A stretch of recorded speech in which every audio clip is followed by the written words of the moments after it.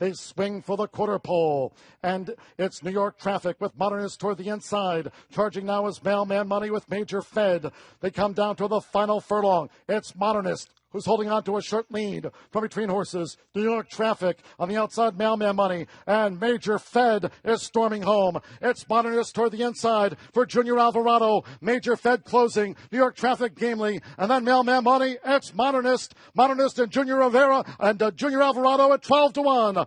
All right, welcome back. Two more from Racing Rundown here on YouTube. We got more racing previews to talk about. This time we're covering a rare stakes race on a Wednesday, and this, as you can tell by the title, is a preview of the Grade 3 Indiana Derby. As with a lot of these regional derbies this year, this race actually gets points for the Kentucky Derby Trail, which makes this race a lot more interesting than it maybe would have normally been. Normally a lot of these regional derbies are just kind of limited to horses that are on the lower tier of some of the larger levels. But, the fact that this gets points, it gets 20 points, so it's the same as the Los Alamitos Derby that we covered last week, 28, 4, and 2, so 20 to the winner, 8 to second, 4 to third, and 2 to fourth.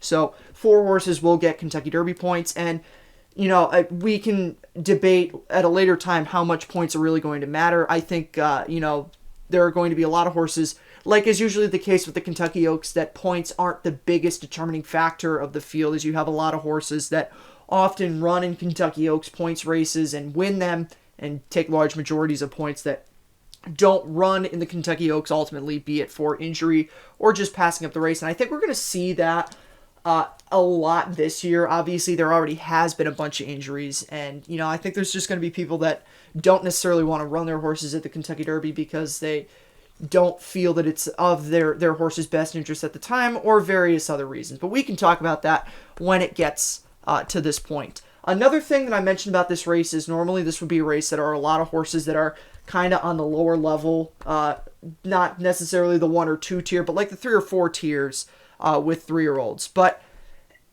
looking at this race, there are a lot of horses in this race that are knocking on the door of being serious Kentucky Derby contenders, and definitely horses that can start in the Kentucky Derby.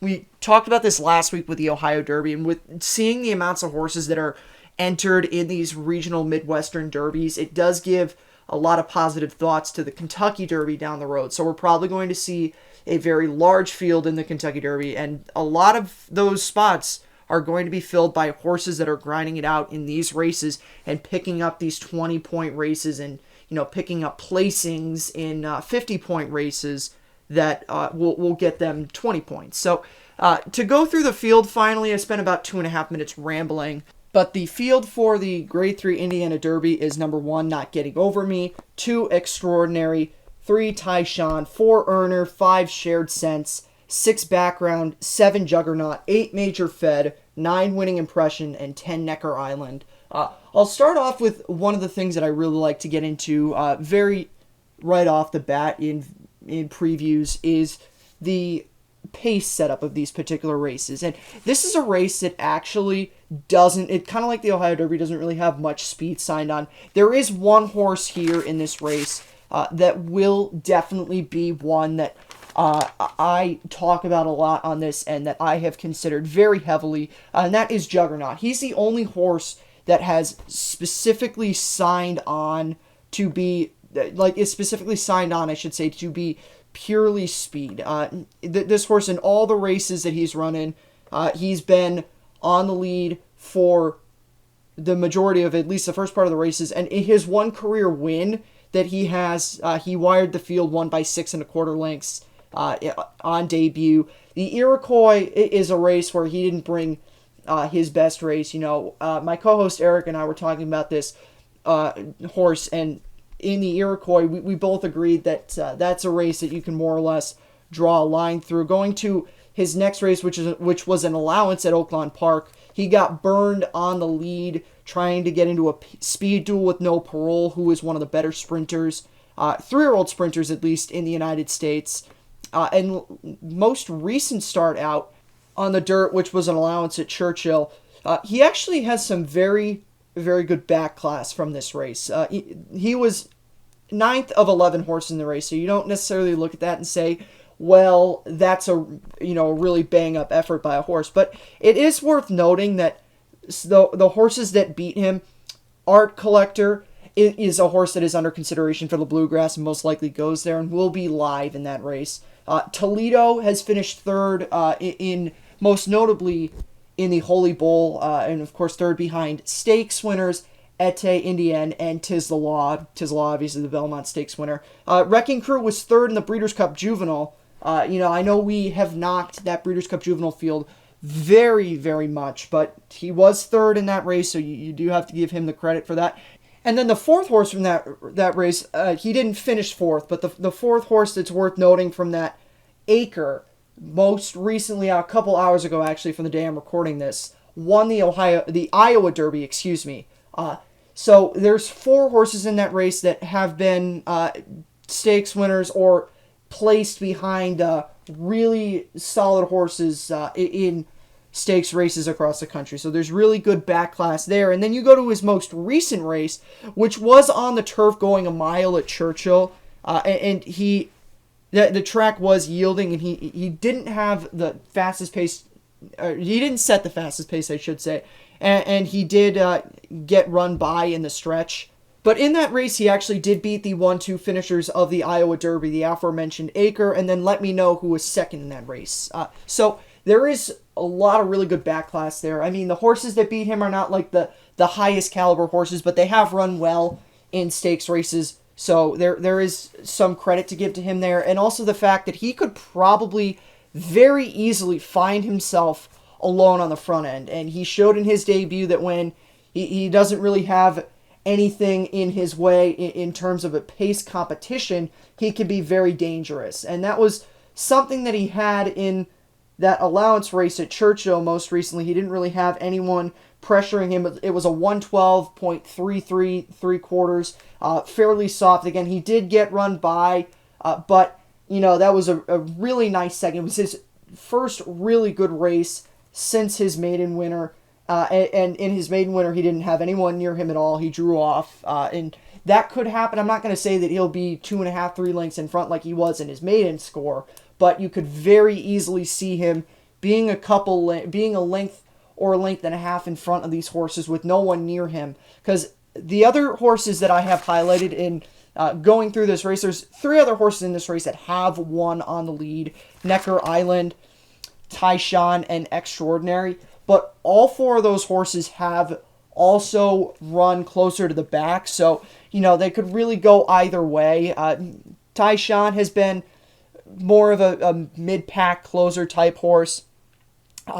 Extraordinary has been close to the lead, but is another horse that in the past has gone to the back. And then Necker Island is a horse that, outside of his stakes races, he runs a very similar style to Juggernaut, but in his stakes races, which the Indiana Derby is a stakes race, he does tend to go more for a come from behind style. So I don't really, you can't really say for certainty what's going to happen. I would say that probably one of those 2 horses is going to be a little bit closer, if not all of them. I mean, I'm not going to speculate individually which one it is, because I could say 2 of them and only one of them could show up, or I could say 1 and the other 2 go up there. So I'm not going to say which ones I think are going to do that, but it is worth mentioning that those are the other 3 horses that have shown speed in the past. But Juggernaut is a horse that you definitely want to look at for the fact that he is the only true consistent signed-on speed,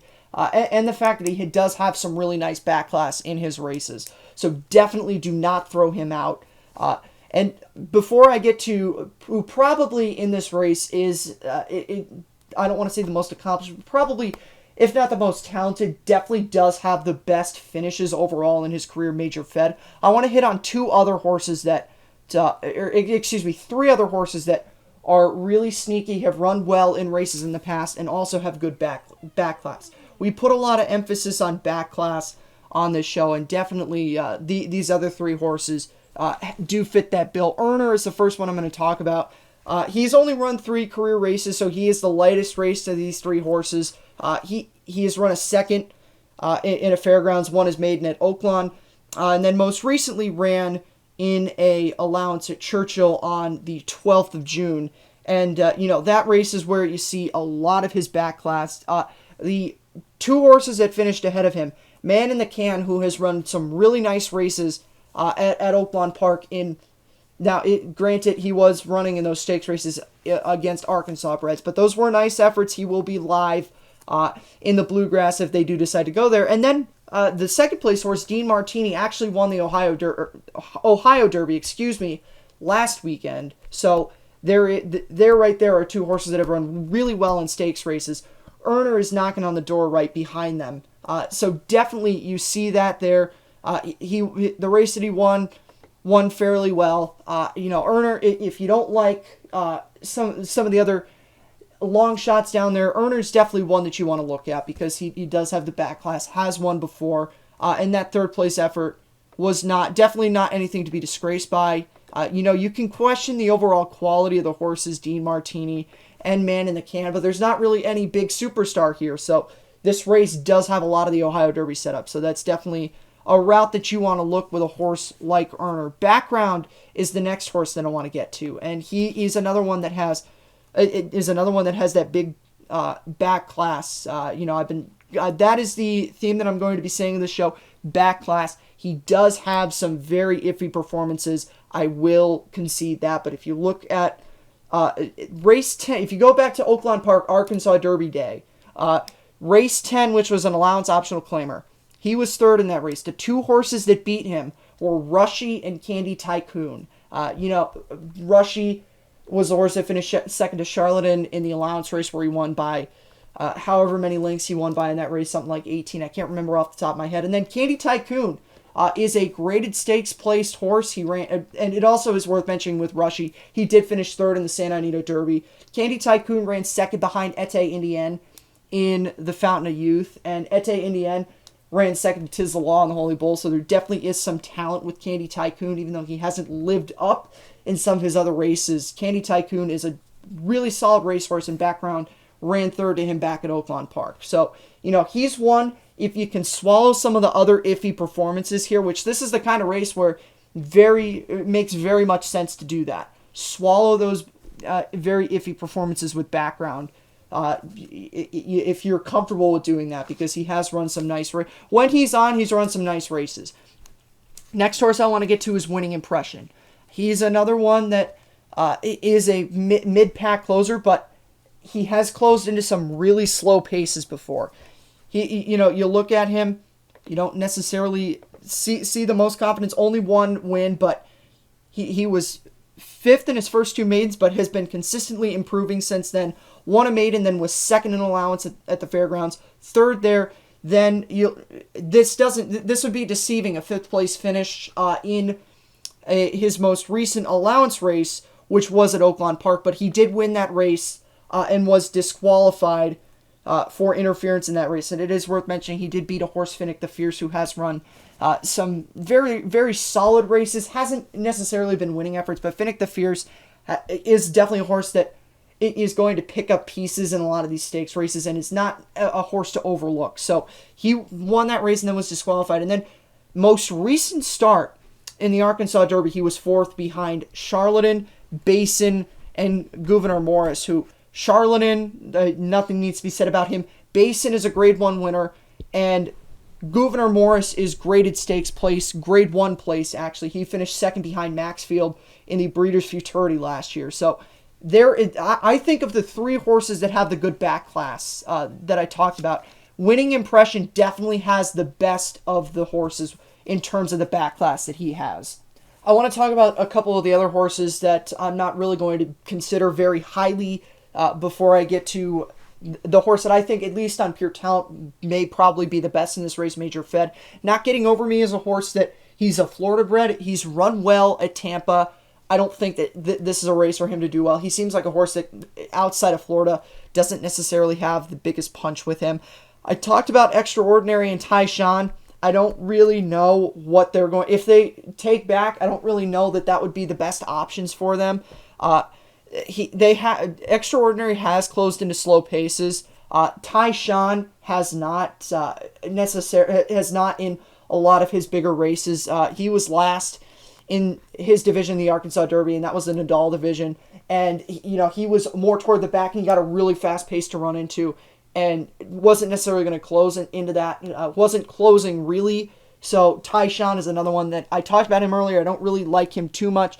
Shared Sense is the next horse that I want to just briefly touch on. He has run in stakes races. Most recently, he ran in the War Chant on grass. That was a disaster. He ran 6th. He also ran 6th in the Smarty Jones. But he has won 2 career races. It is worth mentioning that. But his maiden win was a disqualification. He was placed ahead via disqualification. He was beaten 5 3/4 lengths by Blackberry Wine, who was since DQ'd in that race.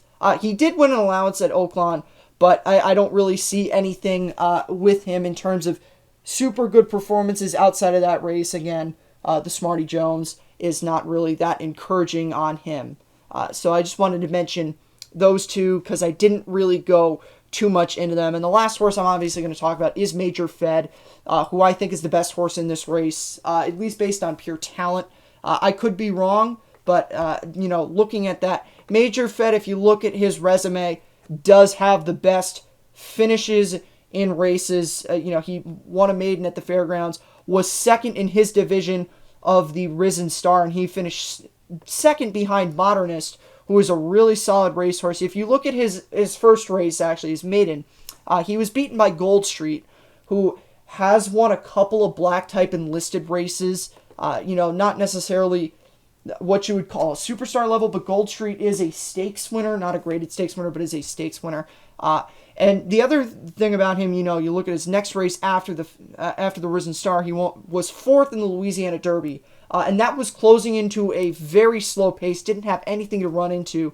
That was a race where it was a merry-go-round. The first 2 horses, Wells Bayou and New York Traffic, were in the exact same places the whole time. He came from last in that race. Very, very nice closing effort to finish 4th. But his most recent race is probably going to scare a lot of people and does scare me a little bit. The 10th place effort didn't really show anything in the Matt win. He did have a bad trip. He was very wide, so there is that. But I can definitely see why people would be scared away from that. But the one thing about Major Fed that does make me a little bit confident in him is he does have the ability to close into fairly slow paces. I mentioned he's closed into, in his maiden win, he closed into a 114. I mentioned he closed into a 112 in the Louisiana Derby.